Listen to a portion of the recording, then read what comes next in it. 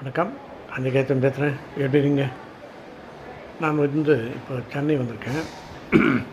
இங்கே என்னன்னா எனக்கு பழைய ஃப்ளாஷ்பேக் போயிடுச்சு. காரணம் இங்கே என் பேரன் நோட்டெல்லாம் அட்டை போட கொடுத்துதான் பாருங்க. இது வரைக்கும் போட்டேன், இவ்வளவும் போட்டாச்சு. இது இல்லாமல் இவ்வளோ இருக்குது. இது என்ன ஸ்டாண்டர்ட்னா ஃபஸ்ட் ஸ்டாண்டர்ட் போகிறது இப்போ தான். அதுக்கு இவ்வளோ அட்டை.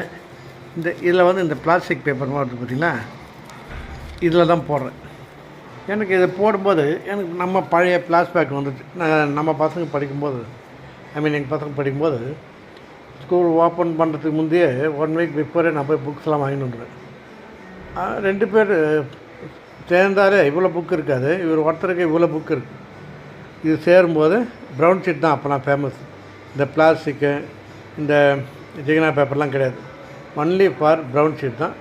அது கொஞ்சம் டார்க்காக இருக்கும், லைட்டாக இருக்கும். அப்போல்லாம் அந்த கிழியாத ஷீட்லாம் வரல. அதுக்கப்புறம் கொஞ்சம் கொஞ்சமாக அந்த ப்ரௌன் ஷீட்டுக்குள்ளே அந்த பிளாஸ்டிக் பேப்பரை 2த்தையும் ஒன்றா வச்சு கொடுத்தாங்க. அது கிழியாது சார் அப்படின்னு சொன்னாங்க.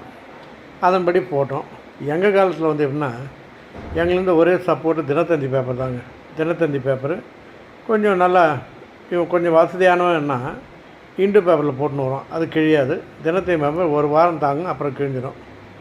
அதுக்கப்புறம் தினத்தந்தி பேப்பர் பார்த்தா விடமாட்டோம். அதுதான் எங்களை அட்டை வந்தது. அது மாதிரி எங்கள் காலம் ஓடிச்சு. எங்கள் காலத்துக்கு கூட இவ்வளோ புக்கு கிடையாது. ஒன்றாவது போய் எவனா தரவானா ஒரு இங்கிலீஷு, ஒரு தமிழ். இங்கிலீஷே கிடையாதுல, தமிழ் ஒரு அப்படி தான். ஒரு ஸ்லேட்டு பலகன்னு ஒன்று எடுத்து போவோம், ஒரு சின்ன பல்போம், இப்படி தான் ஓடணும். இப்போ இவ்வளோ புக்கு அவன் எப்படி படிப்பான் குழந்தைங்கன்னு தெரில. ஆனால் படிக்கிறாங்க, அதான் விஷயம்.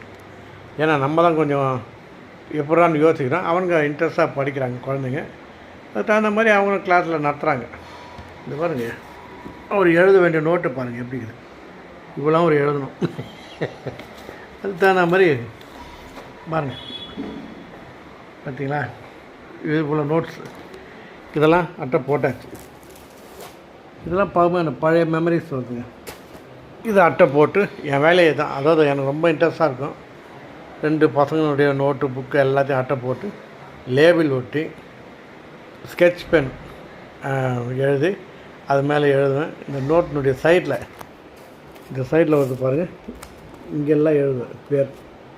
அதே மாதிரி பசங்களுக்கும் தெரியாது, ஒரு 17 இல்லை 7 இல்லை 27 இந்த இடத்துல அந்த பசங்களோட பேரை எழுதுவேன்.